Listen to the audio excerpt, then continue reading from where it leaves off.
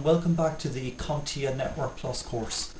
Networking before Layer 2 switching. Because knowing the history of something really helps with understanding why things are the way they are today, I'm going to go back in time a bit and talk about the conditions of networks before switches and the part switches have played in the evolution of corporate LANs by helping to segment them. For a visual flow of how a typical network design looked before LAN switching, check out the network figure. So here we have network figure 11.1. Here we have a server farm, token ring network, and here we have hubs which preceded switches, and here we have then remote branch. The design figure in 11.1 was called a collapsed backbone because all the hosts involved had to go to the corporate backbone in order to reach any network services, both LAN and mainframe. Going back even further, before network like the one shown in figure 11.1 had physical segmentation devices such as routers and hubs, there was the mainframe network. This type of network comprised mainframe controllers made by IBM, Honeywell, Sperry and DEC and so on, and dumb terminals that connected to the controllers. Any remote sites were connected to the mainframe with bridges, and then the PC began its rise to stardom, and the mainframe was connected to an Ethernet or token ring LAN where the servers were installed. These servers were usually OS2 or LAN manager because this was pre-NT. Each floor of a building ran either coax or twisted pair wiring to the corporate backbone, which was then connected to a router. PCs ran an emulating software program that allowed them to connect to mainframe services, giving those PCs the ability to access services from the mainframe and LAN simultaneously. Eventually the PC became robust enough to allow application developers to port applications more effectively than ever could before, an advantage that marked reduced networking prices and enabled businesses to grow at a much faster rate, moving forward to when Novell rose to popularity in the late 1980s and the early 1990s. OS2 and LAN manager servers were by and large replicated with network servers. This made the Ethernet network even more popular because that's what Novell 3.x servers used to communicate with client server software. So basically that's the story about how figure 11.1 came into being. But soon a big problem arose with the configuration. As with the corporate backbone grew and grew, network services became slower and slower. A big reason for this was that at the time this huge burst in growth was taking place, LAN services began to require even faster response times. This resulted in networks becoming totally saturated and overwhelmed. Everyone was dumping and dumb terminals used to access mainframe services in favor of those slick new PCs so they could more easily connect to the corporate backbone and network services.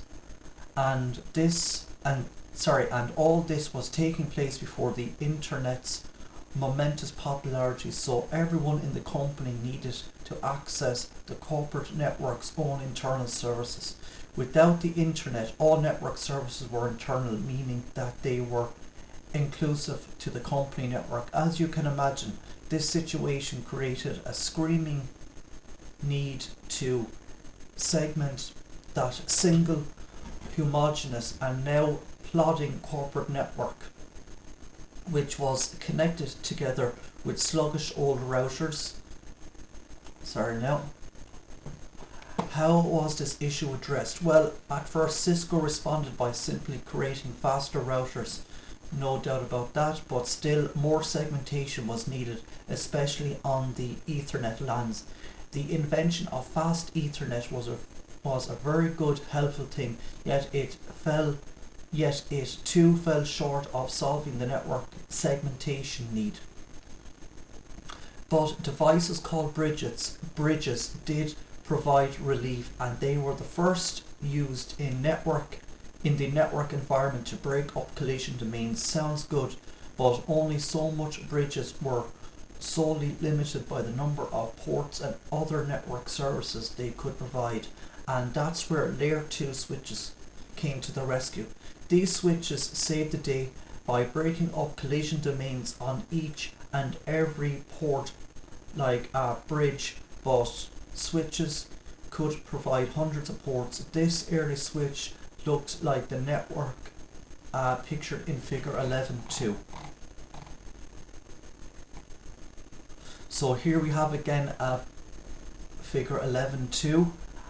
Server farm is your token ring corporate, and here's the switches which would have made the network faster. Here are the hubs and remote branch. As you can see here, each hub was placed in a switch port, an innovation that vastly improved the network. So now, instead of each building being crammed into the same collision domain, each hub became its own separate collision domain. Yet still, as is too often the case, there was a catch. Switch ports were still very new and therefore super expensive. Because switches were so cost prohibitive, simply adding a switch into each floor of the building just wasn't going to happen, at least not yet. But thanks to whomever you choose to thank for these things, the switch price tag had dropped dramatically. Now having every one of your users plugged into a switch port is really good solution and cost effective too. So there it is. If you're going to create a network design and implement it, including switching services is a must. A typical contemporary and complete switched network design implementation would look something like figure 11.3. So here you have all the computers, and here you would have then switches, as this makes the network a lot faster. But there's still a router in there. You say, yes, it's not a mirage, there is a router there, but its job has changed quite a bit. Instead of performing physical segmentation, it now creates and handles logical segmentation. Those logical segments are called VLANs. Switching services. Bridges use software to create and manage a filter table, but switches use application-specific integrated circuits, ASICs, to accomplish this. Even so, it's still okay to think of a layer 2 switch as a multi-port bridge, because their basic reason for being is the same: to break up collision domains. Layer 2 switches and bridges are faster than routers because they don't take up the time looking at the network layer header information. Instead, they look at the frame's hardware address before deciding to forward, flood or drop the frame. Switches create private, dedicated collision domains and provide independent bandwidth on each port.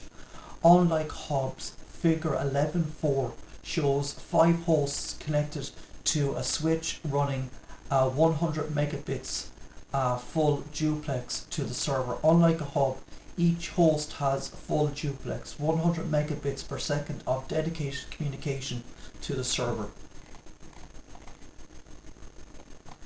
Layer 2 switching provides the following benefits: hardware-based bridging ASIC, wire speed, low latency, low cost. What makes layer 2 switching so efficient is that no modification to the data packet takes place. The device reads only the frame encapsulating the packet, which makes the switching process considerably faster and less error prone than routing processes. And if you use layer 2 switching for both workgroup connectivity and network segmentation, breaking up collision domains, You can create a flatter network design with more network segments than you can with routed networks. Plus, layer 2 switching increases bandwidth for each user. Again, each connection interface into the switch is its own collision domain. This feature makes it possible for you to connect multiple devices to each interface. Limitations of layer 2 switching. Because people usually toss layer 2 switching into the same category as bridged networks, we also tend to think it has the same hang-ups and issues that bridged networks do. Keep in mind that bridges are good and helpful things if we design the network correctly, keeping our devices' features as well as their limitations in mind to end up with a solid design that includes bridges. There are two really important things to consider. You absolutely have to break up the collision domains properly. A well-oiled, functional bridged network is one where users spend 80% of their time on the local segment. So bridged networks break up collision domains, but remember that network is really still just one big broadcast domain. Neither layer 2 switches nor bridges break up broadcast domains by default, something that not only limits your network size and growth potential, but can also reduce its overall performance. Broadcasts and multicasts, along with the slow convergence time of spanning trees, can give you some major grief as your network grows. These are the big reasons layer 2 switches and bridges just can't completely replace routers, layer 3 devices in the internet.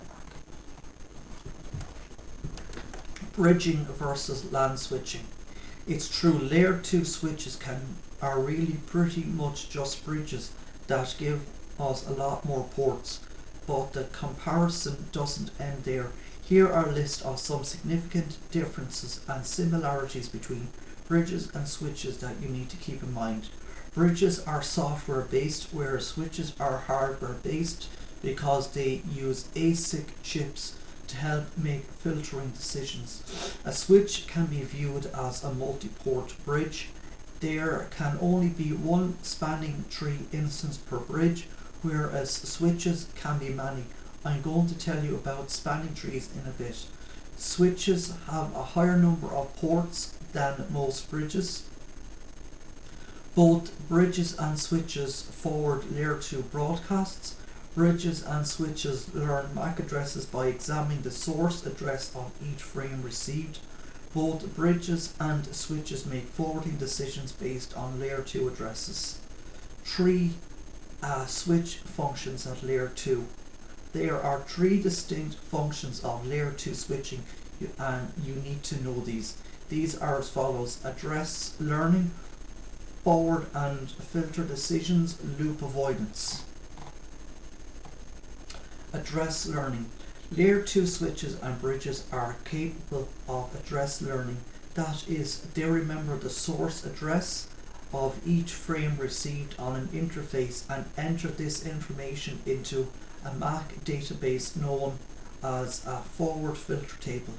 But the first things first, when a switch is initially powered on, the MAC forward filter table is empty as shown in figure 11.5. So here we have figure 11.5 and the MAC filter table, E0 /0, E0 /1, E0 /2, E0 /3, E00, E0 /1, host A, B, and E02 host C, and host D is E /3. When a device transmits and an interface receives a frame, the switch places the frame's source address in the MAC forward filter table which allows it to remember the interface on which the sending device is located. The switch then has no choice but to flood the network with the frame out every port except the source port, being because it has no idea where the destination device is actually located.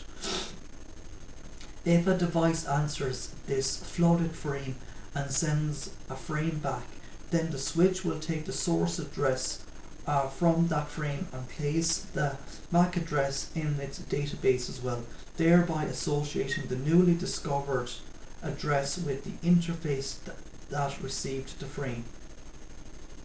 Because the switch now has both of the relevant MAC addresses in its filtering table, the two devices can make a point-to-point connection. The switches don't need to flood the frame as it did the first time, because now the frames can and will be forwarded only between the two devices recorded in the table. This is exactly the thing that makes layer 2 switches better than hubs, because in a hub network all frames are forwarded out all ports every time, no matter what. This is because hubs just aren't equipped to collect, store and draw upon data in its table as a switches. Figure 11.6 shows the process involved in building a MAC address. So how switches learn host location. MAC forward filter table E0/0. So I'll just go on and read this. In this figure you can see 4 hosts attached to a switch. When the switch is powered on, it has nothing in its MAC address forward filter table, just as in figure 11.5. But when the hosts start communicating, the switch places the source hardware address of each frame in the table along with the port that the frame addresses correspond to. Let me give you a step-by-step example of how to forward filter tables becomes populated. Host A sends a frame to host B. Host A MAC address is 0000.AC01.000A, and host B's MAC address is 0000.AC01.000B. The switch receives the frame on the E0/0 interface and places the source address in the MAC address table, associating it with the port it came in on. Because the destination address is not in the MAC address, the frame is flooded out all interfaces except the source port. Host B receives the frame and responds to host A. The switch receives this frame on interface E0/1 and places the source hardware address in the MAC database, associating it with the port it came in on. Host A and host B can now make point-to-point connection, and the only two devices will receive the frames. Hosts C and D will not see the frames, nor are their MAC addresses found in the database because they haven't yet sent a frame to the switch. So I'm going to leave it here today for this video. If you like listening, please consider sharing and subscribing. Thank you.